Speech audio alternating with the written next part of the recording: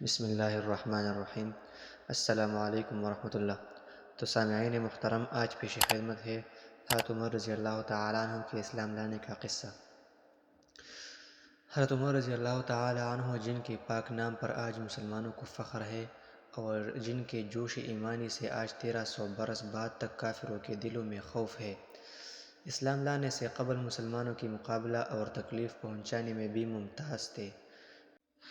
نبی اکرم صلی اللہ علیہ وسلم کے قتل کے در پہ رہتے تھے۔ ایک روز کفار نے مشورہ کی، کمیٹی قائم کی کہ کوئی ہے جو محمد کو قتل کر دے۔ عمر نے کہا کہ میں کروں گا۔ لوگوں نے کہا کہ بے شک تم ہی کر سکتے ہو۔ عمر تلوار لٹکاتے ہوئے اٹھے اور چل دیے۔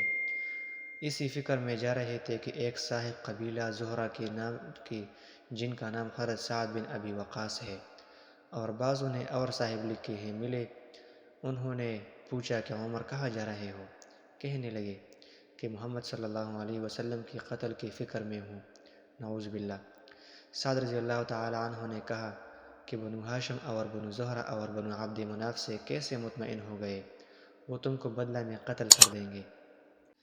اس جواب پر حضرت عمر رضی اللہ تعالیٰ عنہ کو غصہ آ گیا اور کہنے لگا کہ معلوم ہوتا ہے کہ تو بھی دین یعنی مسلمان ہو گیا ہے۔ آؤ پہلے تجھے ہی کو نمٹا دو۔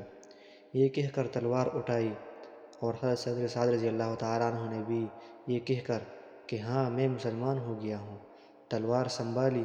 دونوں طرف سے تلوار چلنے کی تھی کہ حضرت سعد رضی اللہ تعالیٰ عنہ نے کہا کہ پہلے اپنے گھر کی خبر تو لے، تیری بہن اور بہنوئی دونوں مسلمان ہو چکے ہیں۔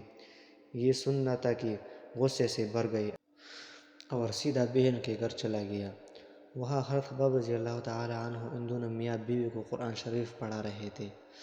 حضرت عمر رضی اللہ تعالیٰ عنہ نے دروازہ کھٹکھٹایا۔ ان کی آواز سے حضرت خباب رضی اللہ تعالیٰ عنہ تو جلدی سے اندر چھپ گئے، اور وہ صحیفہ بھی جلدی میں باہر ہی رہ گیا جس پر آیت قرآنی لکھی ہوئی تھی۔ تو حضرت عمر رضی اللہ تعالیٰ عنہ کی بہن نے دروازہ کھولی۔ حضرت عمر رضی اللہ تعالیٰ عنہ کے ہاتھ میں کوئی چیز تھی جس کو بہن کے سر پر مارا، جس سے سر سے خون بہنے لگا، اور کہا کہ اپنی جان کی دشمن تو بھی بے دین یعنی مسلمان ہو گئی ہے۔ اس کے بعد گھر میں آئے اور پوچھا کہ کیا کر رہے تھے اور یہ آواز کس کی تھی؟ بہنوئی نے کہا کہ بات چیت کر رہے تھے۔ کہنے لگے کیا تم نے اپنے دین کو چھوڑ کر دوسرا دین اختیار کر لیا؟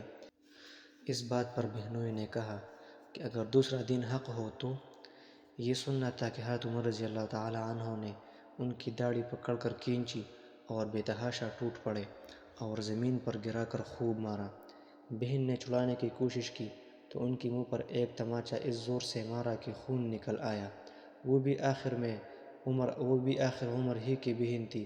کہنے لگی کہ عمر، ہم کو اس وجہ سے مارا جاتا ہے کہ ہم مسلمان ہو گئے۔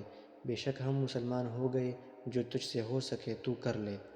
اس کے بعد حضرت عمر رضی اللہ تعالیٰ عنہ کی نگاہ اس صحیفہ پر پڑی جو جلدی میں باہر رہ گیا تھا، اور غصے کا جوش بھی اس مار پیٹ سے کم ہو گیا تھا، اور بہن کے اس طرح خون میں بھر جانے سے شرم بھی آ رہی تھی۔ کہنے لگے کہ اچھا مجھے دکھلاؤ یہ کیا ہے؟ بہن نے کہا کہ تو ناپاک ہے اور اس کو ناپاک ہاتھ نہیں لگا سکتے۔ عمر رضی اللہ عنہ نے بہت اصرار کیا، مگر وہ بے وضو اور غسل کیے بنا اس صحیفوں کو دینے کو تیار نہیں ہوئی۔ حضرت عمر نے غسل کیا اور اس کو لے کر پڑھا۔ اس میں سورہ طٰہٰ لکھی ہوئی تھی۔ اس کو پڑھنا شروع کیا اور اننی انا اللہ لا الہ الا انا فاعبدنی واقم الصلاۃ لذکری تک پڑھا کہ حالت ہی بدل گئی۔ کہنے لگے کہ اچھا مجھے بھی محمد صلی اللہ علیہ وسلم کی خدمت میں لے چلو۔ یہ الفاظ سن کر حضرت خباب رضی اللہ تعالیٰ عنہ اندر سے نکلے اور کہا کہ اے عمر، تجھے خوشخبری دیتا ہوں کہ کل شب پنجشنبہ میں حضور اقدس صلی اللہ علیہ وسلم نے دعا مانگی تھی کہ اللہ عمر اور ابو جہل میں جو تجھے زیادہ پسند ہے اس سے اسلام کی قوت عطا فرما۔ یہ دونوں قوت میں مشہور تھے۔